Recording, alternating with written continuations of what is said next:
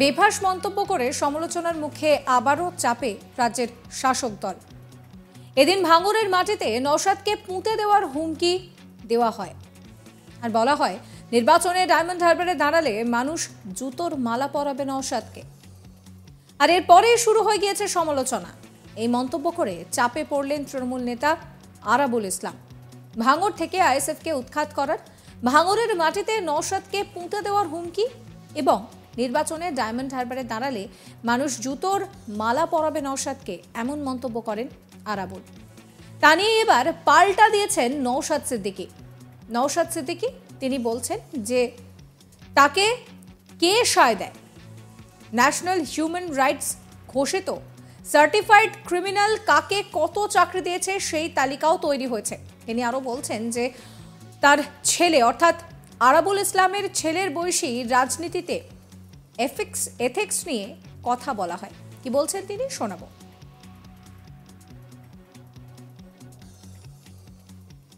যে অধ্যাপিকাকে জব ছুড়ে মেরেছে তার কাছ থেকে এর থেকে ভালো ভাষা আশা করা উচিত হবে না। আর তাকে কে সাই দিচ্ছে, তার কথাকে কে এগ্রি করছে, ন্যাশনাল হিউম্যান রাইটস কমিশন ঘোষিত সার্টিফাইড যিনি নটোরিয়াস ক্রিমিনাল, সুতরাং তাদের কথা কম বললেই চলে। তবে আগামী দিনে আইনের মাধ্যমে কে কোথায় থাকবে, কে শ্রীঘরে থাকবে, কে বাইরে থাকবে কথা হবে। কেউ শালার ছেলেকে, কেউ শালির ছেলেকে, কেউ শ্বশুরবাড়ি আত্মীয়, কে হাড়ুয়াতে কাকে কত চাকরি দিয়েছে, ফেক চাকরি, কে কার মেয়েকে কোথায় চাকরি দিয়েছে, সে লিস্ট আমাদের তৈরি হচ্ছে। আগামী দিনে আইনের মাধ্যমে বুঝে নেওয়া হবে। হ্যাঁ, আমার তো স্বল্প বয়স, তো কি হচ্ছে, ওনার ছেলের বয়সী আমি, তো ছেলের বয়সী আমি হিসাব করে হয়তো ওনার ছেলের থেকেও আমি ছোট। তো কথা হচ্ছে রাজনীতির ময়দানে কে পাকা চুল কাঁচা চুল কথা হবে না, এথিক্স নিয়ে কথা চলবে। উনি কি এথিক্সের মধ্যে আছে? 21শে জানুয়ারি ভাঙড় বিজয়গঞ্জ বাজারে প্রতিষ্ঠা দিবস উদযাপন করে আইএসএফ কর্মী সমর্থকেরা। এই প্রথম এলাকার বিধায়ক নওশাদ সিদ্দিকীকে ছাড়াই রাজনৈতিক সভা আইএসএফ এর। সেখানে দলীয় কর্মীদের উপস্থিতি ছিল চোখে পড়ার মতন। ঠিক তার পরের দিন ভাঙড়ে গাবতলা বাজার থেকে সাতুলিয়া বাজার পর্যন্ত একটি মিছিল এবং রাজনৈতিক সভা ছিল তৃণমূল কংগ্রেসের। সেখানেই এই মন্তব্য করেন আরাবুল। আরাবুল আরও বলেন 2019 লোকসভা ভোটে 1,10,000-এরও বেশি ভোটে ভাঙড় বিধানসভা থেকে লিড দিয়েছিলাম। এবারে ভাঙড় বিধানসভায় 60 থেকে 70,000 ভোটের ব্যবধানে নওশাদকে ভাঙড়ের মাটিতে পুঁতে দিয়ে প্রমাণ করে দেবে তৃণমূল কংগ্রেস। কি বলেছেন তিনি শোনাবো। 2019-এ আমরা 1,10,000-এরও বেশি ভোটে আমরা ভাঙড় থেকে জিতিয়েছিলাম। এবারেও আমরা চ্যালেঞ্জ করে বলছি, ভাঙড় থেকে আমরা ভাঙড় বিধানসভায় আমরা 60 থেকে 70,000 ভোটের ব্যবধানে আবার এই নওশাদকে ভাঙড়ের মাটিতে পুঁতে দিয়ে আবার প্রমাণ করবে তৃণমূল কংগ্রেস।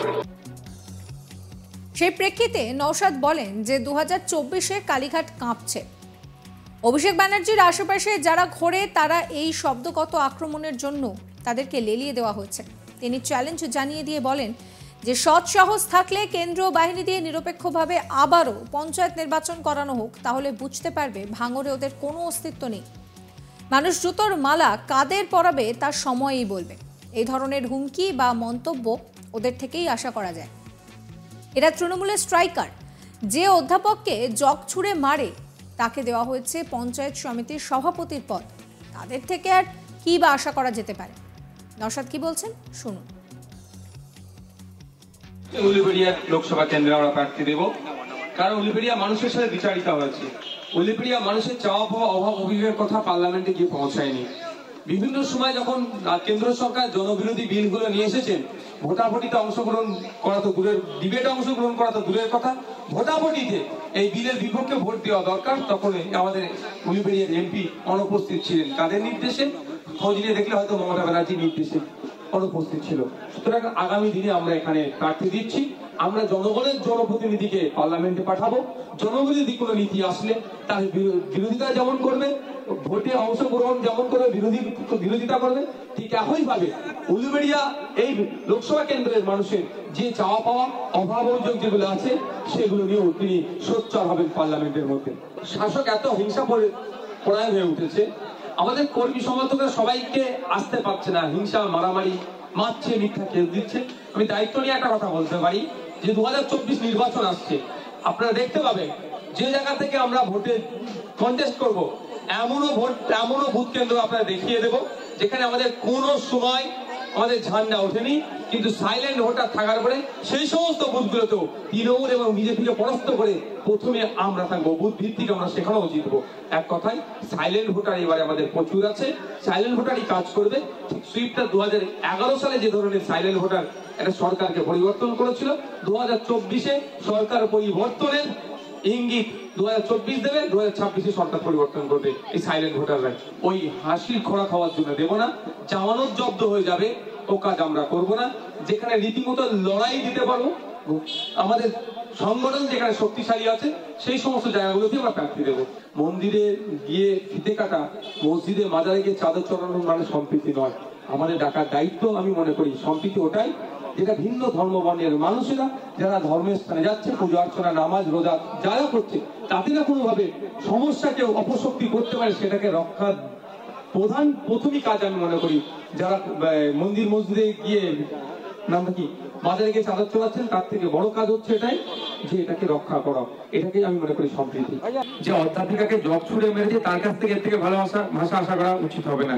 আর তাকে কে সাই দিচ্ছে, তার কথাকে কে এগ্রি করছে, ন্যাশনাল হিউম্যান রাইটস কমিশন ঘোষিত সার্টিফাইড যিনি নটোরিয়াস ক্রিমিনাল, সুতরাং তাদের কথা কম বললেই চলে। তবে আগামী দিনে আইনের মাধ্যমে কে কোথায় থাকবে, কে স্ত্রী ঘরে থাকবে, কে বাইরে থাকবে কথা হবে। কেউ শালার ছেলেকে, কেউ শালির ছেলেকে, কেউ শ্বশুর বাড়ি আত্মীয়, কে হাড়ুয়াতে কাকে কত চাকরি দিয়েছে, ফেক চাকরি, কে কার মেয়েকে কোথায় চাকরি দিয়েছে, সে লিস্ট আমাদের তৈরি হচ্ছে, আগামী দিনে আইনের মাধ্যমে বুঝে নেওয়া হবে। হ্যাঁ, আমার তো স্বল্প বয়স, তো কি হচ্ছে, ওনার ছেলের বয়সী আমি, তো ছেলের বয়সী আমি ছেলের থেকেও আমি ছোট।